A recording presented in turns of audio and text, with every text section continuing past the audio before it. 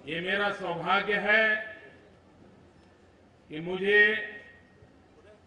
आज महाराणा प्रताप जी के जन्म जयंती के पावन पर्व पर इस वीर भूमि पर आने का सौभाग्य मिला है।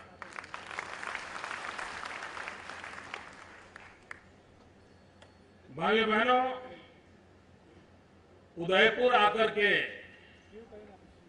महाराणा प्रताप के संबंध में कुछ मैं बोलूं तो आपको लगेगा भाई हम तो बचपन में से इसी बातों से पले बड़े हैं, और इसलिए मैं वो दुस्साहस नहीं करूंगा, क्योंकि उसमें वो विषय ऐसा है कि यहां बैठा हुआ हर व्यक्ति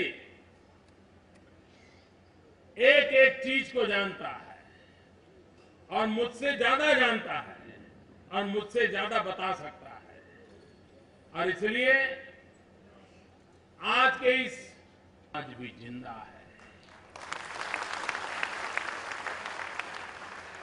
और न ही वो सिर्फ जिंदा है, वो हमें जीने की राह दिखाते रहते हैं। क्या कारण है? वो हमें जीने की आश बंधाते रहते हैं। क्या कारण है? और इन सवालों के जवाब हर पीढ़ी ने खोजते रहना चाहिए, हर पीढ़ी ने अपने आप को पूछना चाहिए। भाइयों बहनों, कभी एक पल के लिए सोचें, वैसे तो राज परिवार से नाता था, शासन व्यवस्थाएं थी, लेकिन कभी सुना है कि एक पल भी उन्हें अपने जीवन काल में विश्रांति का समय मिला था? नहीं मिला था। जीवन का हर क्षण, शरीर का हर कण सिर्फ मातृभूमि के लिए खपा दिया था उस महापुरुष ने। और इसलिए आज भी हम स्मरण करते हैं, हम उनसे प्रेरणा लेते हैं। आज के समय में अगर राणा प्रताप होते तो क्या होता, इस कालखंड में वो होते तो क्या होता? ये जितने दुनिया में सो कॉल्ड सेक्युलर हैं, उन्होंने नोच लिया होता, उनके पीछे पड़ जाते कि राणा प्रताप ऐसा सोच रहे हैं, राणा प्रताप ये बोल रहे हैं, गौ रक्षा के लिए ये बोल रहा है, नारी रक्षा के लिए ये बोल रहे हैं, ये करने की बात कर रहे हैं, मंदिरों की रक्षा करने के लिए ये कर रहे हैं, हिंदुस्तान की संस्कृति को बचाने के लिए ये कर रहे हैं, फिर तो कुछ गड़बड़ है। ऐसा ही कर देते। और इसी मानसिकता वाले लोगों ने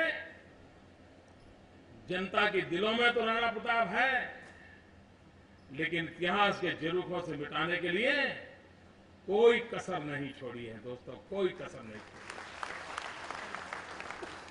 और कुछ लोगों को तो लगता है कि हिंदुस्तान का इतिहास एक परिवार से शुरू होता है और एक परिवार में टिका रहता है, जैसे इस देश में किसी ने कुछ किया ही नहीं है, न त्याग किया है, न बलिदान किया है, किसी को पता तक नहीं है, लोगों को भुला दिया जाता है। और इसलिए भाइयों बहनों, ये देश बहुरत्ना वसुंधरा है।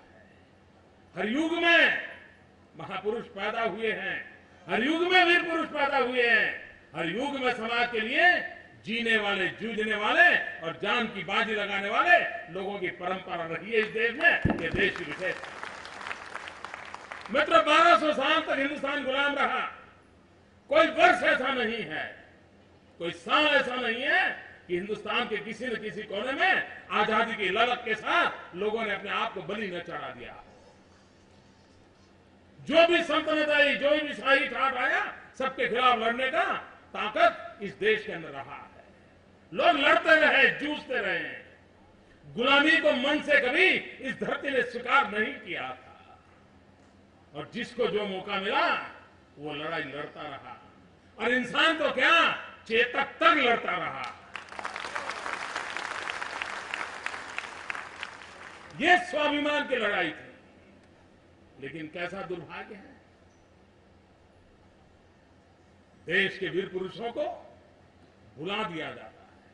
भाइयों बहनों, कोई भी समाज जो इतिहास को भूल जाता है, वो इतिहास रचने की ताकत भी खो देता है। इतिहास वो ही रच सकते हैं जो इतिहास से प्राण शक्ति पाते हैं। और इसलिए हमारे विराट संस्कृति, हमारे आदर्श, हमारे वीर पुरुषों की गाथाएं वो पीढ़ी दर पीढ़ी संक्रमित होने चाहिए। हर पीढ़ी को उसका पता होना चाहिए और हर पीढ़ी को उसका गर्व होना चाहिए। ये परंपराएं बनानी चाहिए। और उस अर्थ में मुझे आज आपके बीच आकर के वो प्रेरणा के पीयूष पीने का अवसर मिला है। मेरे जीवन को धन्यता मिली है, एक नई शक्ति मिली है। हम कभी सोचे कि आज जो क्या राणा प्रताप ने जो जो किया, जिन जिन बातों के लिए जीवन लगा दिया, आज वहां पर इन सारी चीजों में से किसी बात के लिए चिंता है क्या? किसी बात की चिंता है? अगर ऐसा ही हाल रहा तो भाइयों बहनों, इन देश के वीर महापुरुषों के बलिदान का क्या होगा? भाइयों बहनों, जीवन को आहूत करने के संकल्प किए थे। हमारे गुजरात के अंदर एक लोक कथा बड़ी प्रचलित है और बड़ी प्रेरक है। उदयपुर से सटा हुआ हमारे विजयनगर पाल के जंगल है, इसी नजदीक के इलाके में है। और महाराणा प्रताप जब अपने टेक के खातिर उन जंगलों में गुजारा करते थे, गुजरात के विजयनगर पाल के जंगलों में घूमते थे, एक बार वो पत्थर की चट्टान पर लेटे हुए थे और इतने में एक नौजवान कपल वहां से गुजरता था, जिसको प्यास लगी थी। वो पानी की तलाश कर रहा था। उसको लगा कि पत्थर की चट्टान पर ये महाशय सोए हैं, शायद उनको मालूम होगा कि नजदीक में कहीं पानी है क्या। तो वो चट्टान की तरफ गए। वो लोहारी काम करने वाला समाज था और राणा प्रताप के लिए उन्होंने वचन निर्णय किया था कि जब तक राणा प्रताप का सपना पूरा नहीं होता है, हम घर नहीं बसाएंगे। बैलगाड़ी में अपना सामान लेकर के आज भी गांव गांव भटकते हैं, 400 साल के बाद भी भटकते हैं उस सपने के लिए। देश की विशेषता देखिए, उसी समाज के वो दो लोग थे। उन्होंने राणा प्रताप जी से प्रार्थना की, साहब हम लोग प्रवासी हैं, नजदीक में कहीं पानी होगा, आप कोई रास्ता दिखा सकते हैं? तो महाराणा जी, उनको पता नहीं था वो किससे बात कर रहे हैं, न उन यात्री को पता था वो किससे बात कर रहे हैं। राणा प्रताप जी ने उनके सामने देखा, उन्होंने कहा कि आप दो लोग ही निकले हो? बोले हम दो लोग निकले। तो बोले आपके संतान साथ नहीं गए हो क्या? नहीं नहीं, बोले हमें संतान नहीं है। तो महाराणा प्रताप जी को लगा कि अरे भाई मैंने ऐसा सवाल क्यों पूछ दिया, बेचारों को दुख हुआ होगा। तो उन्होंने अपना संकोच से कहा, अरे अरे क्षमा कीजिए, मैंने आपको पीड़ा पहुंचे ऐसा सवाल पूछ दिया। नहीं नहीं, बोले पीड़ा पहुंचने की बात नहीं है, ये हमारे लिए गर्व की बात है कि हमारा संतान नहीं है। बोले गर्व की बात है, क्यों? तो बोले हमने प्रण लिया है। दो सामान्य लोग, लोहारी काम करने वाले परिवार के लोग, पैदल जाने वाले गरीब अवस्था के लोग, महाराणा प्रताप जैसे वीर पुरुष के सामने खड़े रह करके कहते हैं हमने प्रण लिया है कि जब तक महाराणा प्रताप मेवाड़ की धरती पर विजय ध्वज न फहराए तब तक हम संसार सुख नहीं मनाएंगे और इसलिए हमें बच्चे नहीं है। आप कल्पना कर सकते हैं उस समय राणा प्रताप के मन को क्या हुआ होगा। क्या कभी राणा प्रताप ने भी सोचा होगा कि उनकी इस लड़ाई में कहां कहां से लोग लगे होंगे, किस किस प्रकार से लोग अपना जीवन लगाते होंगे, और तब जाकर के विजय होता है। और जब हल्दी घाटी की लड़ाई हुई, मेरे 5 चितरिया विजयनगर के आदिवासी वीर लोग वो तीर कमान लेकर के उस लड़ाई के मैदान में उतरे थे। उनको जो सूझता था उस प्रकार से राणा प्रताप विजयी हो, इसलिए अपने आप को बलि चढ़ाने के लिए काम में लगे थे। भाइयों बहनों, छोटे छोटे लोगों की जिंदगी, उसकी एक अपनी ताकत होती है, एक अहमियत होती है, और उस अहमियत का भी हम स्मरण करते हैं। और वही तो इतिहास के अंदर नई प्राण शक्ति देती है, नई ताकत देती है। भाइयों बहनों, इन वीर पुरुषों ने अपना जीवन क्यों दिया था? तिरंगे झंडे के लिए लोग फांसी के तख्त पर क्यों चढ़ गए थे? भगत सिंह, सुखदेव, राजगुरु अपने जीवन को क्यों खपा दिया था? आजादी के लिए मरने वाले लोगों ने अंडमान निकोबार के अंदर अपनी जिंदगी क्यों खपाई थी? इस देश को एक उत्तम स्थिति में देखने के लिए, भारत माता को जगत गुरु के स्थान पर देखने के लिए हिंदुस्तान का हर नागरिक सुख और वैभव की जिंदगी जिए, इसलिए दिया था। लेकिन दिल्ली में बैठे हुए लोगों ने उन बलिदानों को ध्यान रख करके क्या कभी कोशिश की है? मैं दुर्भाग्य से, दुख से कहना चाहता हूं कि जरा सी भी चिंता नहीं की गई है। अगर थोड़ी सी भी इन वीर पुरुषों के त्याग तपस्या को याद किया होता तो देश का शासन ऐसा नहीं होता, देश की सरकार ऐसी न होती, और इस तबाही के बंजर में देश न फंसता। और इसलिए भाइयों बहनों, इन महापुरुषों के बलिदानों को याद रखना हर शासक के लिए भी अनिवार्य है। उन्होंने भी देखना होगा कि भाई इतने लोगों ने जीवन दिया था, हम कुछ ऐसा करके जाएं ताकि उनके बलिदान हमें कुछ नई प्रेरणा दे, नया अच्छा करने की प्रेरणा दे, नई पीढ़ी को प्रेरणा दे। लेकिन दुर्भाग्य से इन चीजों को भुला दिया गया है। भाइयों बहनों, अब उदयपुर गुजरात अलग नहीं रहे। एक पैर उधर रखो तो गुजरात हो जाता है, एक पैर इधर रखो तो उदयपुर हो जाता है। इतना हमारा आपसे नाता है। यहाँ आधा व्यापार गुजराती भाषा में चलता है, आधा व्यापार मारवाड़ी में चलता है। कोई व्यापारी यहाँ गुजराती न सीखे तो व्यापार नहीं चलता, कोई गुजराती बोल लेता है। इतना नाता है, लेकिन ये नाता बहुत पुराना है। महाराणा प्रताप का वंशज और हमारा वल्लभी वंश, दोनों का सदियों पुराना नाता। जिस बप्पा रावल के नाम से लेकर के हमारा सर ऊंचा होता है, वो बप्पा रावल गुजरात की धरती के थे। और भाइयों बहनों, बहुत कम लोगों को मालूम होगा, जो चेतक घोड़ा था ना, उसकी मां गुजराती थी।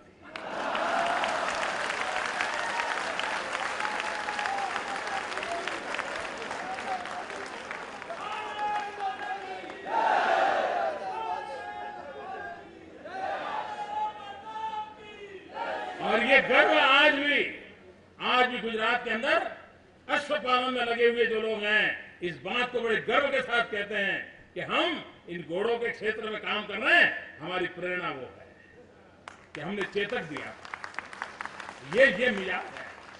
अगर एक चेतक भी 400 साढ़े 400 साल के बाद भी एक सामान्य अश्वपालक को प्रेरणा दे सकता है, तो भाइयों बहनों, इतिहास हम लोगों को कितनी बड़ी ताकत दे सकता है।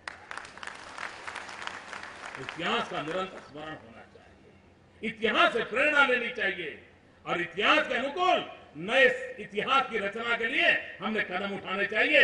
और आज भाइयों बहनों, गुजरात विकास की नई ऊंचाइयों को पार करता चला जा रहा है। हमारा देश ऐसा है, करीब करीब सभी राज्य पानी को लेकर के कोई न कोई झगड़ा चल रहा है। एक राज्य का दूसरे राज्य के साथ पानी के कारण कहीं न कहीं तनाव, विवाद, झगड़े चल रहे हैं, कोर्ट कचहरियां चल रही है। यह आपने सुना होगा। एकमात्र अपवाद हिंदुस्तान में आजादी के बाद है, भाइयों बहनों, मैं गर्व से कहना चाहता हूं, वो गुजरात है। वरना पानी देने के लिए कोई राज्य तैयार नहीं होता है, और पानी देना है ना, सारा समाज उसके प्रति बड़े अहोभाव से देखता है, पानी देने के लिए तैयार नहीं होता है। कोई न कोई झगड़े डालेगा, कोई न कोई कोर्ट कचहरी करेगा, कुछ न कुछ करेगा।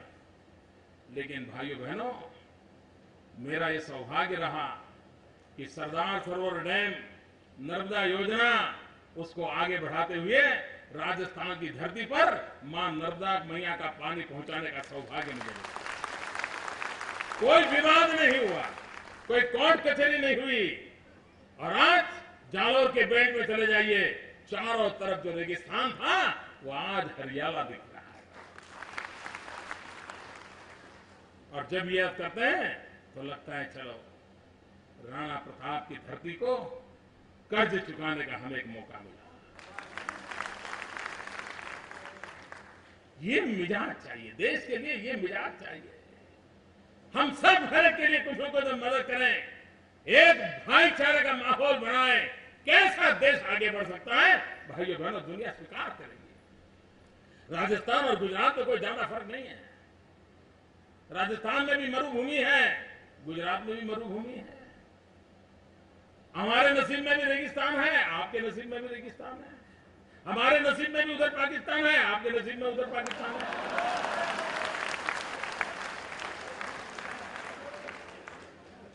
उसके बावजूद भी अकाल अगर राजस्थान में होता है तो अकाल गुजरात में भी होता है। पानी की किल्लत अगर राजस्थान को होती थी तो पानी की किल्लत गुजरात को भी होती थी। लेकिन इन सब के बावजूद भी भाइयों बहनों, कृषि विकास के अंदर आज गुजरात नेतृत्व कर रहा है। आज गुजरात आगे बढ़ रहा है। आज गुजरात का कृषि विकास दर और हिंदुस्तान का कृषि विकास दर, ये अगर आप सुनोगे तो आप हैरान हो जाओगे, क्या ये भी हो सकता है? मेरे भाइयों बहनों, ये दिल्ली सरकार, भारत सरकार, जिसके पास गंगा है, यमुना है, कृष्णा है, गोदावरी है, क्या कुछ नहीं है? सब कुछ है। लेकिन हिंदुस्तान का एग्रीकल्चर ग्रोथ सिर्फ 3% है, सिर्फ 3%।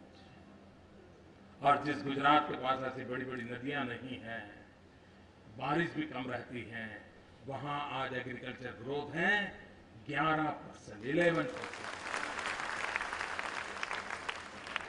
गांव और किसान की चिंता कैसे हो सकती है, ये हमने करके दिखाया। श्वेत क्रांति, दूध उत्पादन, भाइयों बहनों, गुजरात में एक दशक के अंदर 2001 से 2011 तक में हमारे दूध उत्पादन में 68% बढ़ोतरी हुई, 68%। आज हिंदुस्तान के कोने कोने में गुजरात का दूध पहुंच रहा है। दिल्ली में भी अगर गुजरात से दूध नहीं आया तो चाह नामुमकिन है। ये हाल है जी, किया जा सकता है। और हमने श्वेत क्रांति की दूध में, अब दूसरी श्वेत क्रांति की है हमने कॉटन में। ये दूसरी श्वेत क्रांति है हमारी। आज देश का सर्वाधिक कॉटन पैदा करने का काम गुजरात की धरती पर हो रहा है। और 2001 में जब हमने कार्य लिया जिम्मा, तब मेरे यहां 23 लाख गांठ कपास पैदा होता था, 23 लाख बेल्स। भाइयों बहनों, आज 10 साल के भीतर भीतर 1 करोड़ 23 लाख गांठ पैदा होती है। मित्रों, सब कुछ किया जा सकता है, दुनिया बदली जा सकती है, विकास को नई ऊंचाइयों पर ले जा सकते हैं, लेकिन इरादा नेक चाहिए। अगर इरादा नेक है तो देश यही, जनता यही, सरकार यही, मुलाजिम यही, दफ्तर यही, फाइल वही, ऑफिस यही, फिर भी दुनिया बदली जा सकती है।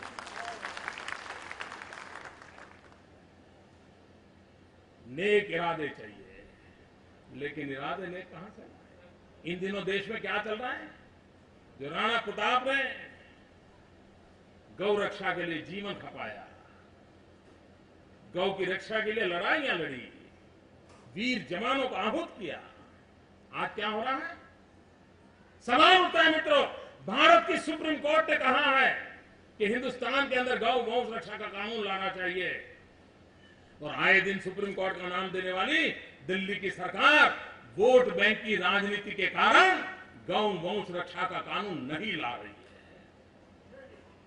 भाइयों बहनों, मैं राणा प्रताप को गर्व से इसलिए याद कर रहा हूं कि मेरे गुजरात में गौ वंश रक्षा का कानून लाया है। हम श्वेत क्रांति की बात करते हैं, हम हरित क्रांति की बात कर रहे हैं, हम व्हाइट रिवॉल्यूशन की चर्चा कर रहे हैं, ग्रीन रिवॉल्यूशन की चर्चा कर रहे हैं। दिल्ली की सरकार क्या कर रही है मालूम है? मैं आपसे पढ़े लिखे नौजवानों से प्रार्थना करता हूं, जरा इंटरनेट पर जाकर के स्टडी कीजिए भारत सरकार का सपना क्या है। भारत सरकार का सपना है पिंक रिवॉल्यूशन, यानी जयपुर पिंक सिटी उस अर्थ में नहीं है। पिंक रिवॉल्यूशन, पिंक रिवॉल्यूशन क्या चीज है? पहली बार शब्द आप लोगों ने सुना होगा। ये भारत सरकार का कार्यक्रम है, पिंक रिवॉल्यूशन। पिंक रिवॉल्यूशन का मतलब है ये जो मटन का कलर होता है ना, पिंक कलर का होता है ना, पशु काटते हैं तो पिंक कलर का होता है, उसका रिवॉल्यूशन करना है। भारत सरकार ने सपना संजोया है कि हिंदुस्तान के पास इतने पशु हैं, हर दिन इतने काटे जा सकते हैं, साल में इतने काटे जा सकते हैं, इतना मटन विदेश भेजा जा सकता है और इससे इतने रुपये कमाए जा सकते हैं। रुपये कमाने के लिए गाय मां को मारने के खेल खेले जा रहे हैं दोस्तों। और तब राणा प्रताप की याद आती है दोस्तों, तब राणा प्रताप की याद आती है। पिंक रिवॉल्यूशन का उनका कार्यक्रम है। और जो इन पशुओं की कत्ल करेगा उनको भारत सरकार सब्सिडी देती है। देखिए, मैं राणा प्रताप की धरती पर बैठा हूं, आज आकर के बोल रहा हूं, और खबर ये आ रही है कि जो गाय भैंस काटेगा और विदेश मटन भेजेगा उसको सब्सिडी मिलेगी। वाह क्या सीन है।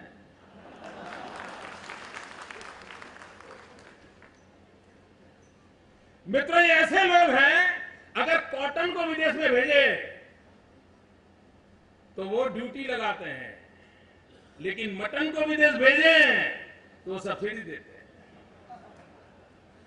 और इसलिए गांव किसान की परवाह नहीं है, किन चीजों का प्रोत्साहन दिया जा रहा है।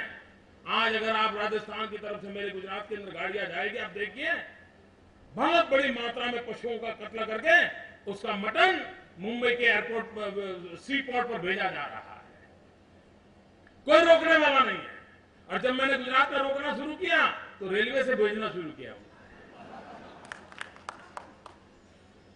भाइयों बहनों, देश को ग्रीन रिवॉल्यूशन चाहिए, देश को व्हाइट रिवॉल्यूशन चाहिए, देश को ई गवर्नेंस का ई रिवॉल्यूशन चाहिए, देश को आईटी का रिवॉल्यूशन चाहिए।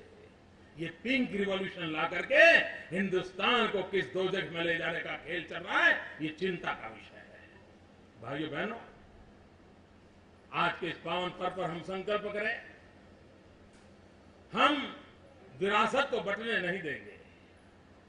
इस देश के लिए जीने वाला कोई भी इंसान होगा, वो किसी भी विचार का क्यों न हो, लेकिन मां भारती के लिए जीवन खपाया है, हम उसके सामने अपना सर झुकाएंगे। इस दल का था, वो दल का था, ये विचार थे, वो विचार थे, विरासत को कभी बांटा नहीं जा सकता। मित्रों, मां का दूध फटना नहीं चाहिए।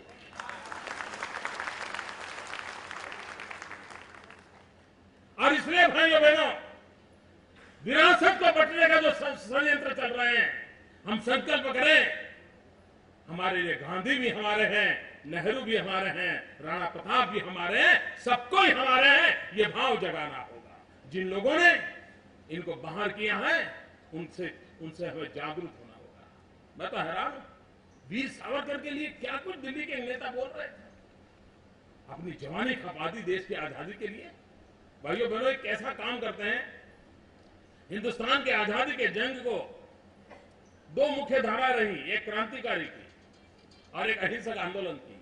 और मजा देखिए, दोनों का नेतृत्व गुजरात में था। अहिंसक आंदोलन का नेतृत्व महात्मा गांधी ने किया, सरदार पटेल ने किया, और सशस्त्र क्रांति का नेतृत्व श्यामजी कृष्ण वर्मा, मैडम कामा, सरदार सिंह राणा ने किया।